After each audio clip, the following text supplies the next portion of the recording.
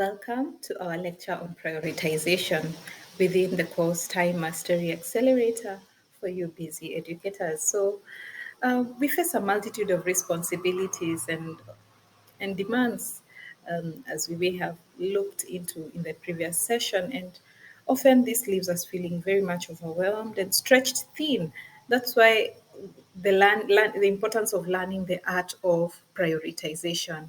So today we are going to delve into a few principles and strategies on effective prioritization, and this will enable us to make a conscious choice about where to invest our time and energy amidst the many competing concerns and calls for attention. So, by prioritizing our tasks, we can actually ensure that we are allocating the time and energy to the most important activities, and we are able to achieve the most. So, prioritizing is not just about completing tasks; it's about discerning what really matters, and aligning our actions with our goals and values. So, let's explore the various techniques that will help you determine the importance of and urgency of your tasks, as well as how to make tough decisions when faced with competing demands. So let's start with the Eisenhower matrix, also known as the urgent important matrix. So this framework will help you as an educator to categorize your task based on their urgency and importance. So by dividing your tasks into four quadrants, that is the urgent and important, important but not urgent, urgent but not important, urgent or and not important. It's very important that we use this, have a look at this Eisenhower matrix, and educators can use this to gain clarity on what needs immediate attention and what can actually be scheduled, delegated, or eliminated altogether. So these metrics will allow you to focus on high priority tasks and reduce your stress and also maintain a healthy work-life balance. So the first one, let's talk about the first one, the important and urgent. So tasks that are both important and urgent should be done first as they require immediate attention. So it's important but not, the second one being important but not urgent. These are tasks that actually are important but not urgent and should be scheduled for a later time. And let's look at some examples in the next slide. And urgent tasks but not important tasks. Normally, these tasks are urgent but should be delegated to others if possible or scheduled for a later time if necessary. And not urgent and not important tasks are neither urgent or important, therefore, they should be eliminated or postponed indefinitely. So, let's look at some of the pro tips that can help us to as busy educators to make the most of the metrics. So the first one will be identify all the tasks that need to be completed. Once you've done that, evaluate each task based on the level of importance and urgency. The third one would be prioritize the tasks based on their level of importance and urgency using now the prioritization matrix. We've shared the Eisenhower matrix, and allocate time and resources to the most important and urgent tasks first. So schedule the important tasks for later or delegate them to others. So when you use these steps, as I have already mentioned, your tasks are going to be much more efficient, and you'll be focusing on the more important activities. Let's look at some examples. So quadrant one, for instance, urgent and important. Responding to urgent emails from parents, teachers regarding a student issue is definitely urgent and important. Meeting with a parent who has requested for a conference to discuss their child's academic progress, that's very important. And therefore, this should be handled with the urgency and importance that is immediately as it is required in the metrics. Then quadrant two, for instance, an example could be that is important but not urgent. Preparing for a presentation on a new education policy.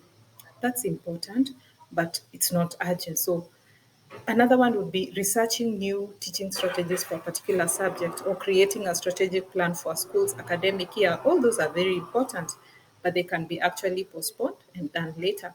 Another one in quadrant three would be that is urgent but not important, responding to routine emails and phone calls.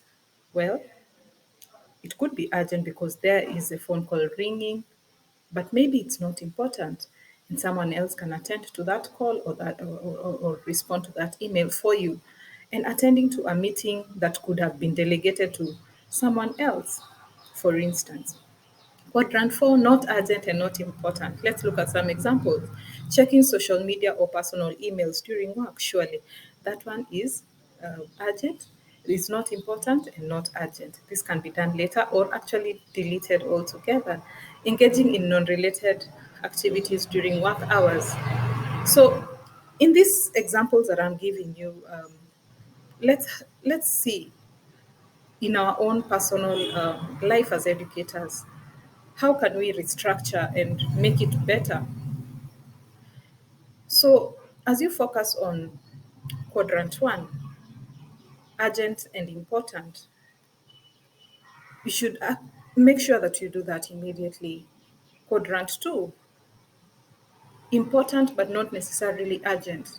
You can postpone and do later. Quadrant three, that is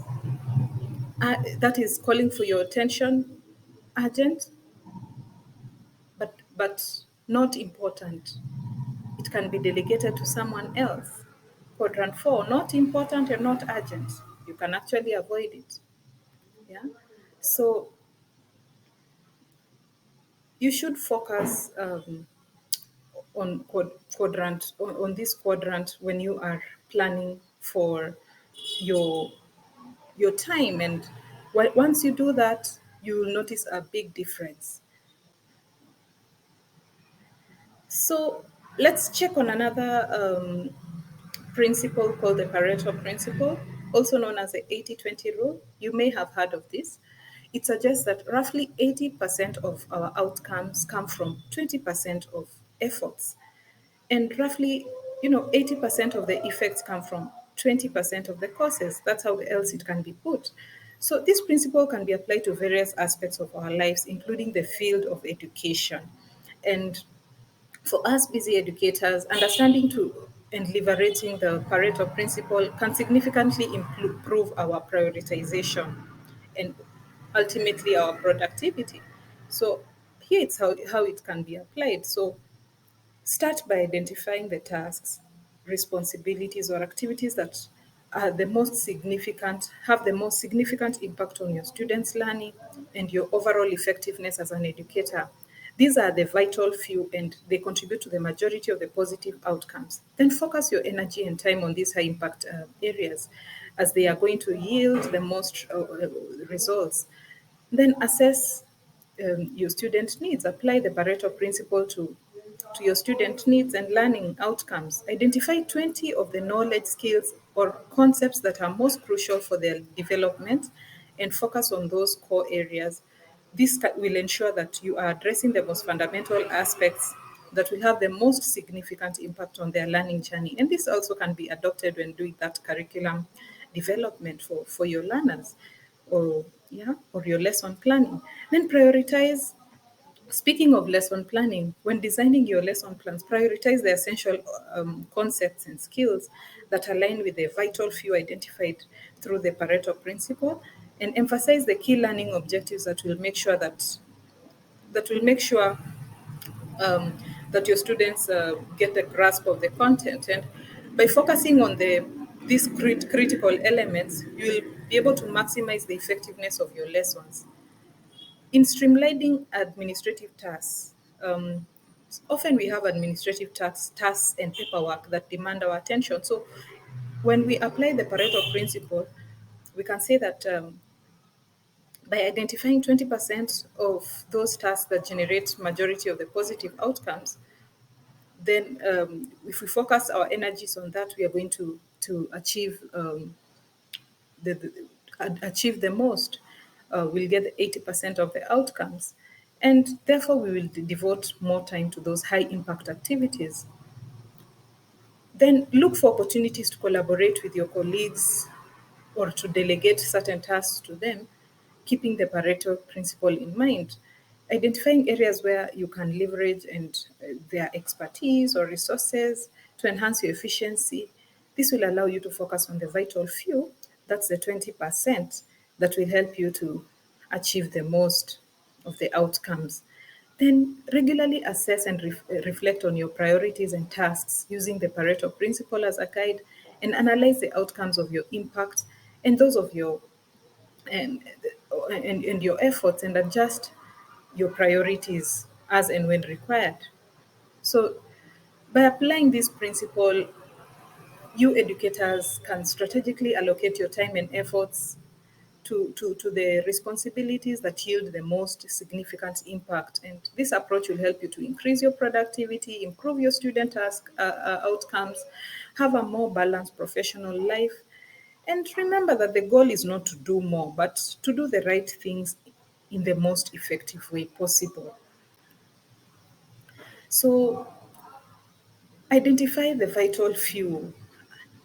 I'll keep saying that. Start by identifying those tasks and responsibilities that have the most significant impact on your students, and this will contribute to the majority of the positive outcomes. Apply the Pareto principle, and that will yield great results. And lesson planning, we cannot escape that, and Pareto principle can actually be applied in this in a very interesting way. And through it, we will be able to emphasize the key learning objectives that make sure we are well understood by our students.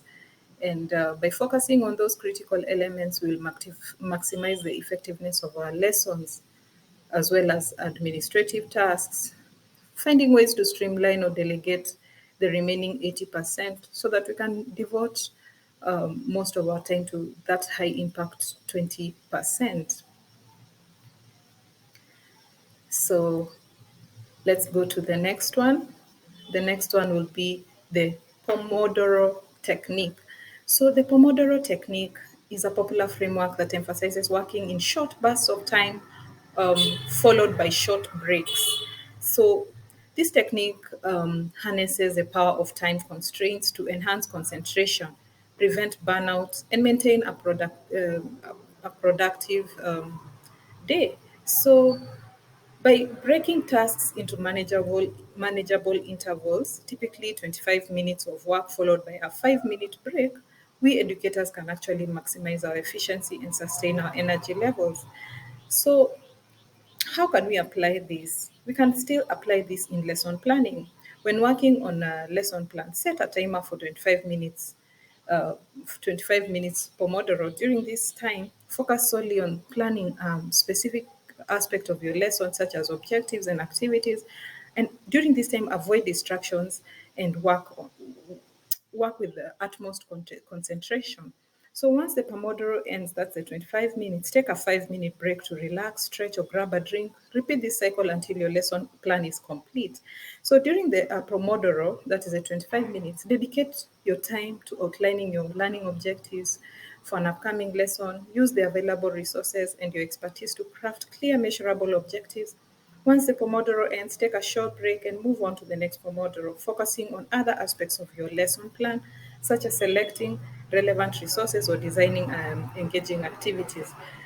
For professional development, this technique can also be used when engaging in a professional development activity, such as maybe attending a webinar or reading a research article.